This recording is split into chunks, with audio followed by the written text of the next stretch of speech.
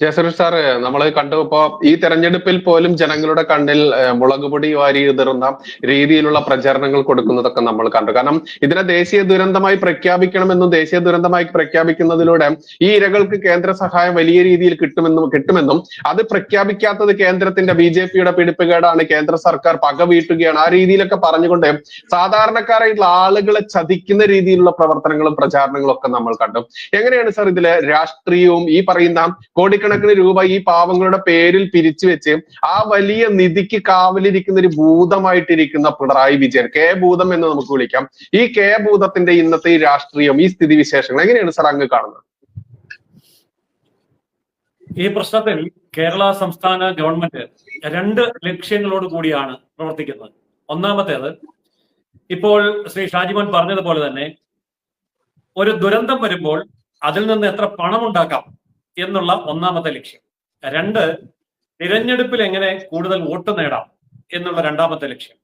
ഈ രണ്ട് ലക്ഷ്യങ്ങൾ മുന്നിൽ വെച്ചുകൊണ്ടാണ് ചൂരന്മല ദുരന്തത്തെ സംസ്ഥാന ഗവൺമെന്റ് കൈകാര്യം ചെയ്യുന്നത്. ഞാനതിന്റെ കണക്കുകളിലേക്കും വസ്തുതകളിലേക്കും വരുമ്പോൾ നമുക്കിത് വ്യക്തമാകും. അതായത് ജൂലൈ മാസം 29-ാം തീയതി രാത്രിയിൽ ഉണ്ടാവുന്ന ഈ ദുരന്തം, ആ ദുരന്തത്തില് ജൂലൈ 31-ാം തീയതി കേന്ദ്ര സർക്കാർ 145 കോടി രൂപ കേരള സംസ്ഥാനത്തിന് ആദ്യ ഗഡുവായിട്ട് നൽകി. അടിയന്തരമായി കാര്യങ്ങൾ കൈകാര്യം ചെയ്യാൻ വേണ്ടിയുള്ള ഒരു തുക 145 കോടി രൂപ കൊടുത്തു. അത് ജൂലൈ മാസം 31-ാം തീയതി. പിന്നീട് പ്രധാനമന്ത്രി ചൂരന്മല സന്ദർശിച്ചു. അവിടെ ഉദ്യോഗസ്ഥന്മാരും ഉന്നതന്മാരുമായി നേതാക്കളുമായി 1 മണിക്കൂർ ചർച്ച നടത്തി. അതിനുശേഷം അദ്ദേഹം വ്യക്തമാക്കിയ ഒരു കാര്യമുണ്ട്: പുനരധിവാസ പ്രവർത്തനങ്ങൾക്ക് പണം ഒരു തടസ്സമാവുകയില്ല, കേന്ദ്രം സഹായിക്കും. എന്നാൽ ആ കേന്ദ്രത്തിന്റെ മുന്നിൽ സംസ്ഥാന ഗവൺമെന്റ് ആണ് ഇതിന്റെ കണക്കുകൾ നിരത്തി പണം വാങ്ങിയെടുക്കേണ്ടത്. അപ്പൊ കേന്ദ്രത്തിന്റെ മുമ്പിൽ എത്ര രൂപ വേണം എന്നുള്ളതിനെ സംബന്ധിച്ച് അതിന്റെ നിശ്ചിതമായ ഫോർമാറ്റിൽ ഒരു ഡീറ്റെയിൽഡ് പ്രോജക്ട് റിപ്പോർട്ട് സമർപ്പിക്കാൻ സംസ്ഥാന സർക്കാർ 4 മാസക്കാലത്തോളം സമയമെടുത്തു എന്നുള്ളതാണ്. എന്തിനാണ് ഇങ്ങനെ ഒരു ഡീറ്റെയിൽഡ് പ്രോജക്ട് റിപ്പോർട്ട് സമർപ്പിക്കുന്നത് എന്നുള്ള മട്ടിലാണ് സംസ്ഥാനത്തെ ഇടതുപക്ഷ വലതുപക്ഷ മുന്നണികൾ പെരുമാറിയത്.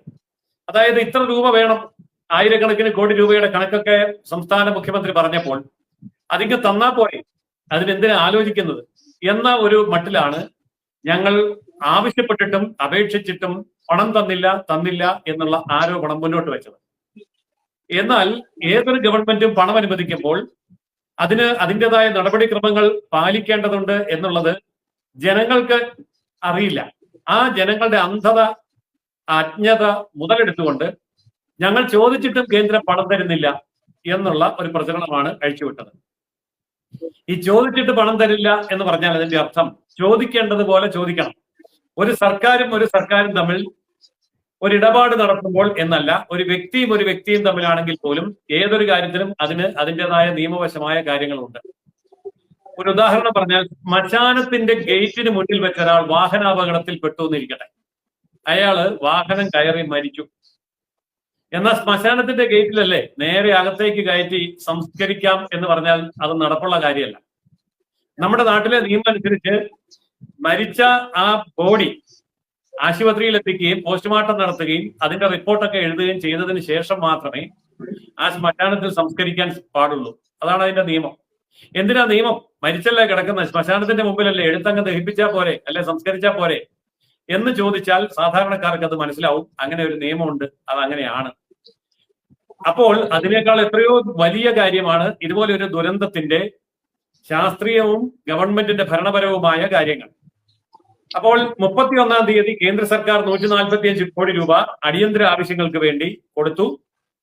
അതിനുശേഷം ഒക്ടോബർ മാസം 1-ാം തീയതി വീണ്ടും ഒരു 145 കോടി രൂപ കൂടി കേന്ദ്ര സർക്കാർ കൊടുത്തു.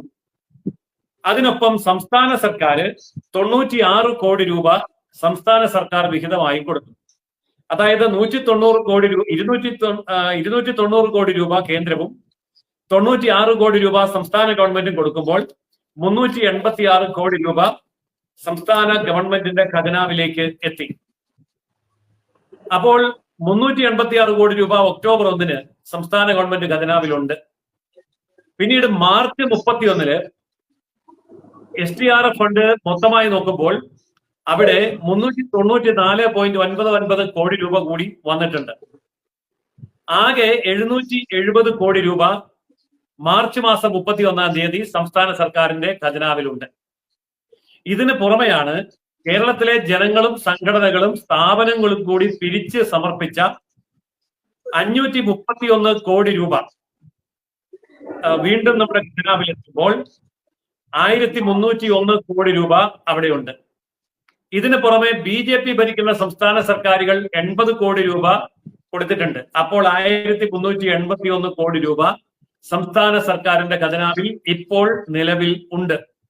ഇത് നിഷേധിക്കാൻ വയ്യാത്ത കണക്കാണ്. ഇത് വ്യക്തമായി എല്ലാ പത്രങ്ങളിലും വന്നതാണ്. ഇതിനെ ആരും ഇതുവരെ ചോദ്യം ചെയ്തിട്ടുമില്ല.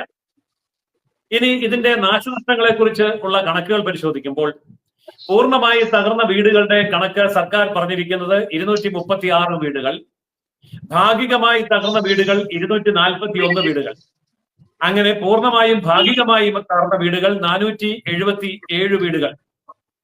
ഇനി ഇതുകൂടാതെ അവ്യക്തമായി സർക്കാർ തന്നെ പറയുന്ന ഒരു കണക്ക്, തിരിച്ചു പോയാൽ ഉപയോഗയോഗ്യമല്ലാത്ത, നേരിട്ട് പോയി താമസിക്കാൻ വയ്യാത്ത വിധം ആയിക്കഴിഞ്ഞ 346 വീടുകൾ കൂടി ഉണ്ട് എന്നാണ് സർക്കാരിന്റെ കണക്ക്. ഈ കണക്കുകളെല്ലാം അതേപടി നമ്മൾ അങ്ങ് വിശ്വസിക്കുകയാണെങ്കിൽ പോലും 1023 വീടുകൾ എന്നുള്ള കണക്ക്, 1021 വീടുകൾ എന്ന് പറഞ്ഞ കണക്കിൽ എത്തുന്നില്ല, 823 വീടുകൾ എന്നുള്ളതാണ്. അതായത് പൂർണ്ണമായി തകർന്നത് 236, ഭാഗികമായി തകർന്നത് 241, ആകെ 477, തിരികെ പോയാലും നേരിട്ട് കയറി താമസിക്കാൻ വയ്യാത്ത 346, ആകെ 823 വീടുകൾ ആണ് ഇപ്പോൾ നേരിട്ട് പോയി താമസിക്കാൻ വയ്യാത്ത അവസ്ഥയിലുള്ളത്. ഇതെല്ലാം സർക്കാർ കണക്കാണ് ഞാൻ പറയുന്നത്. ഇനി ചൂരൽമലയിൽ ആകെയുള്ള വീടുകളുടെ എണ്ണം എടുത്തിട്ട് നമ്മളങ്ങ് കണക്ക് കൂട്ടുക, 1023 വീടുകൾ. ഈ 1023 വീടുകളും നശിച്ചതും ഭാഗികമായി നശിച്ചതും പൂർണ്ണമായി നശിച്ചതും ഉപയോഗയോഗ്യമല്ലാത്തതും ഇപ്പോൾ ഉപയോഗിക്കാവുന്നതും എല്ലാം കൂടി എടുത്താൽ പോലും 1023 വീടുകളാണ് അവിടെയുള്ളത്. എന്നാൽ സർക്കാരിന്റെ കയ്യിലുള്ളത് 1381 കോടി രൂപയാണ്. ഈ പറഞ്ഞ തുക ഇതിനു വേണ്ടി ഉപയോഗിക്കുകയാണ് എന്നിരിക്കട്ടെ. സർക്കാർ പറഞ്ഞത് ഒരു വീട് നിർമ്മിക്കാൻ 16 ലക്ഷം രൂപ കൊടുക്കും എന്നാണ് സംസ്ഥാന സർക്കാർ പറഞ്ഞിരിക്കുന്നത്. അപ്പോൾ ചൂരൽമലയിൽ ആകെയുള്ള 1023 വീടുകളും നിർമ്മിക്കാൻ വേണ്ടി 16 ലക്ഷം രൂപ വീതം അനുവദിക്കുകയാണ് എങ്കിൽ പോലും ആകെ ചിലവാകേണ്ടി വരുന്ന തുക 164 കോടി രൂപയാണ്. 164 കോടി രൂപ. ആ 164 കോടി രൂപയ്ക്ക് പകരം 1381 കോടി രൂപ ഇപ്പോൾ ഖജനാവിൽ ഉണ്ട്. അതായത് ശരിക്കും പറഞ്ഞാൽ 1217 കോടി 1217 കോടി രൂപ മിച്ചമുണ്ട്, സംസ്ഥാന സർക്കാരിന്റെ കയ്യിൽ മിച്ചമുണ്ട്. ഇത് സംസ്ഥാന സർക്കാർ നിരത്തിയിരിക്കുന്ന കണക്കുകൾ വെച്ചുകൊണ്ട് തന്നെ നമുക്ക് വ്യക്തമായി പറയാൻ കഴിയുന്ന കാര്യമാണ്. ഇനി ഇതിന്റെ അകത്തുള്ള രാഷ്ട്രീയം എന്താണ് എന്ന് പറയാം. ഇതിന്റെ ഉള്ളിലുള്ള രാഷ്ട്രീയം, ഡീറ്റെയിൽഡ് പ്രോജക്ട് റിപ്പോർട്ട് കേന്ദ്ര സർക്കാരിന് സമർപ്പിച്ചാലാണ് കേന്ദ്ര സർക്കാരിന് പണം കൊടുക്കാൻ സാധിക്കുക. ഇത് സംസ്ഥാന സർക്കാരിന് അറിഞ്ഞുകൂടാഞ്ഞിട്ടല്ല, ഇവിടുത്തെ രാഷ്ട്രീയ പാർട്ടികൾക്കും ഭരണാധികാരികൾക്കും അറിഞ്ഞുകൂടാത്തതുകൊണ്ടല്ല. എന്നാൽ വയനാട് ഉപതെരഞ്ഞെടുപ്പ് വരും എന്നും അവിടെ പ്രിയങ്ക സ്ഥാനാർത്ഥിയാകുമെന്നും അറിയാവുന്ന ഇവിടുത്തെ രണ്ട് മുന്നണികളും ഈ വിഷയം, അതായത് ഡീറ്റെയിൽഡ് പ്രോജക്ട് റിപ്പോർട്ട് കേന്ദ്ര സർക്കാരിന് കൊടുത്താൽ ഉടൻ പണം തരും എന്നുള്ള നയം കേന്ദ്ര സർക്കാർ പ്രധാനമന്ത്രി തന്നെ സ്ഥലത്ത് വന്ന് പ്രഖ്യാപിച്ച സ്ഥിതിക്ക് ഇതിനെ ഒരു തെരഞ്ഞെടുപ്പ് ആയുധമാക്കണമെങ്കിൽ ഡീറ്റെയിൽഡ് പ്രോജക്ട് റിപ്പോർട്ട് കൊടുക്കാതിരുന്നാൽ മതി. അതാണ് ഇവർ ചെയ്ത പണി. കൊടും ചതിയാണിത്. ഇടതുപക്ഷവും വലതുപക്ഷവും ഒന്നിച്ചു നിന്നുകൊണ്ട് കേരളത്തിലെ, പ്രത്യേകിച്ച് വയനാട്ടിലെ ചൂരൽമലയിലെ ജനങ്ങളോട് ചെയ്ത കൊടും ചതിയാണ് 1381 കോടി രൂപ കയ്യിൽ വെച്ചിട്ട് കേവലം 164 കോടി രൂപയുടെ ചെലവ് പോലും ചെയ്യാതെ കേന്ദ്രത്തിന് ഡീറ്റെയിൽഡ് പ്രോജക്ട് റിപ്പോർട്ട് കൊടുക്കാതെ 4 മാസക്കാലം വെച്ച് താമസിപ്പിച്ചതിന് ശേഷം ഡീറ്റെയിൽഡ് പ്രോജക്ട് റിപ്പോർട്ട് കൊടുത്തു. അതെന്താണെന്ന് അറിയാമോ? തെരഞ്ഞെടുപ്പിന്റെ അന്ന്, തെരഞ്ഞെടുപ്പ് നടക്കുന്ന അതേ ദിവസമാണ് സംസ്ഥാന ഗവൺമെന്റ് കേന്ദ്രത്തിന് ഡീറ്റെയിൽഡ് പ്രോജക്ട് റിപ്പോർട്ട് കൊടുക്കുന്നത്. അപ്പോൾ ഇതിന്റെ പിന്നിലുള്ള രാഷ്ട്രീയ അജണ്ട വ്യക്തമല്ലേ?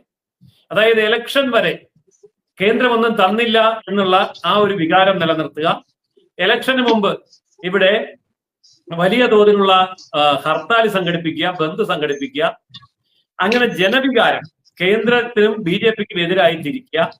ഇതെല്ലാം കഴിഞ്ഞ് ഇലക്ഷൻ ആകുമ്പോഴേക്കും ഡീറ്റെയിൽഡ് പ്രോജക്ട് റിപ്പോർട്ട് കൊടുക്കുന്നു, കേന്ദ്ര പണം അനുവദിക്കുന്നു, പിന്നെ പണം വിതരണം ചെയ്യുന്നു. പക്ഷെ ജനങ്ങളുടെ കണ്ണിൽ നിന്ന്, മനസ്സിൽ നിന്ന് ഇതെല്ലാം മറഞ്ഞു പോകുന്നു. ഇനി പുതിയൊരു സെൻസേഷണൽ ആയിട്ടുള്ള ഇഷ്യൂ അവർ കൊണ്ടുവരും. ഈ പണം കേന്ദ്രം അനുവദിച്ചു കഴിയുമ്പോൾ ആ പണം ജനങ്ങളിലേക്ക് എത്താതിരിക്കാൻ വേണ്ടിയും അതിൽ വെട്ടിപ്പും തട്ടിപ്പും നടത്താൻ വേണ്ടിയും കേന്ദ്രം തരുന്ന പണം വഴിതിരിച്ചു വിടാൻ വേണ്ടിയും ഉള്ള തകൃതിയായിട്ടുള്ള കാര്യങ്ങൾ പുറകിൽ അണിയറയ്ക്കുള്ളിൽ നടത്തുന്ന സംസ്ഥാന ഗവൺമെന്റ് ജനശ്രദ്ധ തിരിച്ചുവിടാൻ ആ സമയത്ത് എന്തെങ്കിലും ഒരു വിഷയം പൊതുവെയുള്ള ചർച്ചകൾക്ക് ഇട്ടുകൊടുത്തുകൊണ്ട് വിഷയം വഴിതിരിച്ചുവിടും. ഇപ്പോൾ എനിക്ക് തോന്നുന്നത് ഈ നടപ്പ് പാർലമെന്റ് സമ്മേളനത്തിൽ തന്നെ പാസ്സാകാൻ പോകുന്ന വഖഫ് ബില്ലുണ്ട്. അപ്പൊ ആ വഖഫ് ഭേദഗതി ബില്ലിനോടനുബന്ധിച്ച് കേരളത്തിൽ എന്തെങ്കിലും ഒരു ബഹളം ഉണ്ടാക്കി, ഒരു അട്ടിമറി നടത്തി, ഒരു വലിയ ചാനൽ ചർച്ച ഉണ്ടാക്കി, അല്ലെങ്കിൽ ഒരു ബന്ധം കൂടെ പ്രഖ്യാപിച്ച് അതിന്റെ പേരിൽ സംഘർഷം സൃഷ്ടിച്ചതിന് ശേഷം ആ സംഘർഷത്തിലേക്ക് ജനശ്രദ്ധ തിരിക്കുമ്പോൾ, ചാനലുകളും പത്രങ്ങളും അതിന്റെ പിന്നാലെ പോകുമ്പോൾ, ഇവിടെ ചൂരൽമല ദുരന്തത്തിൽ കിട്ടിയ പണം തട്ടിയെടുക്കാൻ വേണ്ടി LDFും UDFും തമ്മിൽ രഹസ്യ ധാരണയുണ്ടാക്കിക്കൊണ്ട് ഇപ്പോൾ ഷാജിമോൻ പറഞ്ഞതുപോലെ ശവശരീരങ്ങൾ വീഴുന്നിടത്ത് കഴുകനെ പോലെ പറന്നെത്തി ഉദരപൂരണം നടത്തുന്ന LDF UDF സംവിധാനം കേരളത്തെ വീണ്ടും ബാപ്പരാക്കാൻ പോവുകയാണ്. എനിക്ക് ഈ അവസരത്തിൽ പറയാനുള്ള ഒരു കാര്യം, കേരളത്തിലെ ജനങ്ങൾ പ്രബുദ്ധരാണ് എങ്കിൽ, എഴുത്തും വായനയും അറിയാമെങ്കിൽ, കയ്യിലിരിക്കുന്ന മൊബൈലിൽ വിശദാംശങ്ങൾ അന്വേഷിക്കാൻ സന്മനസ്സുണ്ടെങ്കിൽ, പ്രകൃതി ദുരന്തങ്ങളുണ്ടായ ഉത്തരേന്ത്യൻ സംസ്ഥാനങ്ങളിൽ എങ്ങനെയാണ് ദുരിതാശ്വാസ പ്രവർത്തനങ്ങൾ നടന്നത് എന്നുള്ളതിനെ കുറിച്ച് സ്വന്തം നിലയിൽ അന്വേഷിക്കാമല്ലോ. BJP ഭരിക്കുന്ന സംസ്ഥാനങ്ങളിൽ വെള്ളപ്പൊക്കം, കൊടുങ്കാറ്റ്, ഭൂമികുലുക്കം, അങ്ങനെ പലതും ഉണ്ടാവുന്നുണ്ട്. മണ്ണിടിച്ചിലുണ്ടാവുന്നുണ്ട്. അവിടെയൊക്കെ ഉണ്ടാകുന്ന ദുരന്തം ഇതുപോലെ മാസങ്ങളോളം വെച്ച് താമസിപ്പിച്ചതിന് ശേഷമാണോ ഡീറ്റെയിൽഡ് പ്രോജക്ട് റിപ്പോർട്ട് കൊടുക്കുന്നത്? അതോ സത്വരമായി ഇടപെട്ടുകൊണ്ട് അവിടെ അടിയന്തര നടപടികൾ ചെയ്യാറുണ്ടോ എന്ന് പരിശോധിക്കുമ്പോൾ വളരെ വ്യക്തമായി മനസ്സിലാവും. ഇതേപോലെ രാഷ്ട്രീയ കളിക്ക് വേണ്ടി ദുരന്തങ്ങളെ ഉപയോഗിക്കുന്ന ശൈലി കേരളത്തിന് പുറത്ത് നമുക്ക് കാണാൻ കഴിയില്ല.